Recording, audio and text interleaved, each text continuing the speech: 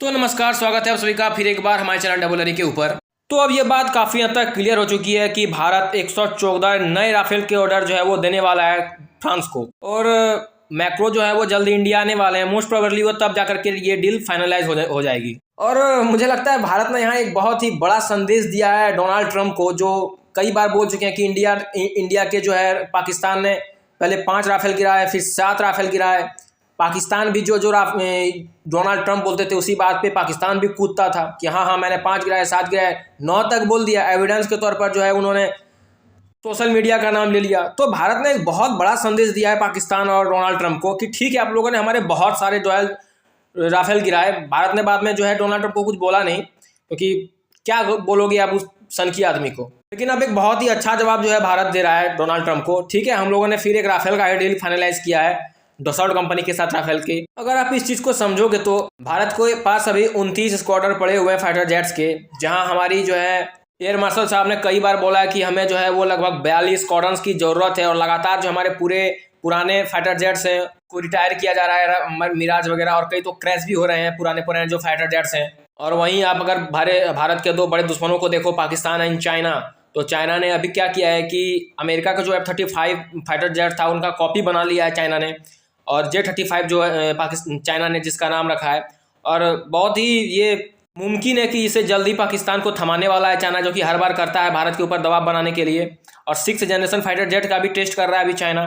और भारत के पास अभी 5th जनरेशन का कोई भी फाइटर जेट नहीं है। रफाल जो है वो भी 4.5 जनरेशन का फाइटर जेट माना जाता है। हालांकि भारत ने इसमें काफ़ी अपग्रेडेशन किया है। लेकिन एक बात जो मुझे बार बार याद आती है इन सब चीज़ों के बाद, भारत का एमका प्रोजेक्ट कहाँ रह गया। भारत ने जो बड़े बड़े अपने सपने देखे थे एमका को लेके, एमका के ऊपर जो हमारा अपना इंजन होने वाला था, वो प्रोजेक्ट कहाँ चला गया हमारा। हम उसको फंड क्यों नहीं कर रहे हैं, कोई भी न्यूज़ नहीं आ रही। मैं चाहता हूँ कि मैं अपने स्वदेशी तौर पे जो भारत में कुछ बन रहे हैं का जैसे प्रोजेक्ट, उस पर मैं वीडियो बनाऊँ। लेकिन मैं बनाऊँ भी तो क्या बनाऊँ, क्या मैं कुछ बता दूँ आपको। कोई उस पर अपडेट आ ही नहीं रही है, कहाँ पे है, क्या हो रहा है, क्या फंड पास हो रहा है, कुछ नहीं।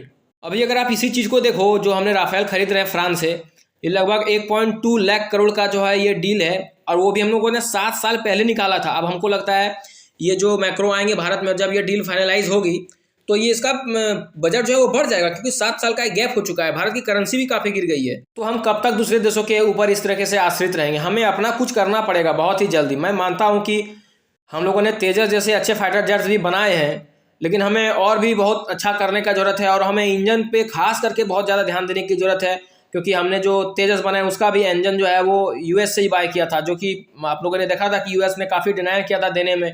और हमारा जो अपाचे का जो डील था यूएस के साथ, वो भी बहुत दिन तक हुआ, उसके बाद भी अभी तक देखो तो अपाचे टाइम पर डिलीवर नहीं हुआ यूएस से। 114 फाइटर जेट जो है वो डसॉल्ट और टाटा मिलकर जो है वो हैदराबाद में बनाने वाले हैं। यहाँ तक ये चीज़ अब फाइनल हो चुका है कि अब भारत डसॉल्ट राफेल को ही खरीदेगा। और आपके मन में एक ख्याल आया होगा कि सुखोई 57 को भी भारत के पास तो एक बहुत बढ़िया ऑफर था रसिया की तरफ से, क्यों नहीं खरीद रहा है। देखिए, रसिया अभी बहुत बुरी तरीके से वॉर में उलझा हुआ है। वो वेनेजुएला में नहीं जा पाया, ईरान में कुछ नहीं कर पा रहा है। आपका बसादर असल को जो है सीरिया में उखाड़ के फेंक दिया यूएस ने, उसको वहाँ पे भी कुछ नहीं कर पाया रसिया ने। वो बहुत बुरी तरीके से जो है यूक्रेन में फंसा हुआ है। और हम अगर उसे डील कर भी देते हैं तो कब तक वो कर पाएगा हम लोगों के साथ ये सारे फाइटर जेट्स को डिलीवर, इसका कोई अथा पता नहीं है। उसके बाद ये जो 57 है, इसमें जो इसका इंजन है वो प्रॉपर 5th जनरेशन का है भी नहीं, और ये जितना 5th जनरेशन को स्टील्थ होना चाहिए सुखोई 57 को उतना है नहीं। हम 5th जनरेशन का पे करें और मतलब वो प्रॉपर 5th जनरेशन ना हो इन सारी चीज़ों के ऊपर। उसके बाद देखिए, राफेल को भारत ने जो है टेस्ट कर चुका है पाकिस्तान के खिलाफ युद्ध में, ऑपरेशन सिंदूर में। हम लोगों ने इसमें काफ़ी अपने इंडियन मिसाइल्स को भी जो है लगा के रखा है। और यूएस ने काफ़ी प्रेशर जब बनाया था भारत के ऊपर कि आप जो F-35 खरीदोगे यूएस का, उसे भी भारत ने डिनाई किया था। तो मुझे लगता है एक बहुत बढ़िया मेल जोल के भारत ने एक अच्छा डिसीजन लिया है। बाकी इस डील के ऊपर कोई अगर बड़ी डेवलपमेंट आती है कि कब फाइनलाइज हो रहा है, क्या हो रहा है इसके ऊपर, तो मैं जरूर वीडियो बना के आप लोगों को अपडेट करूंगा। तब तक के लिए जय हिंद।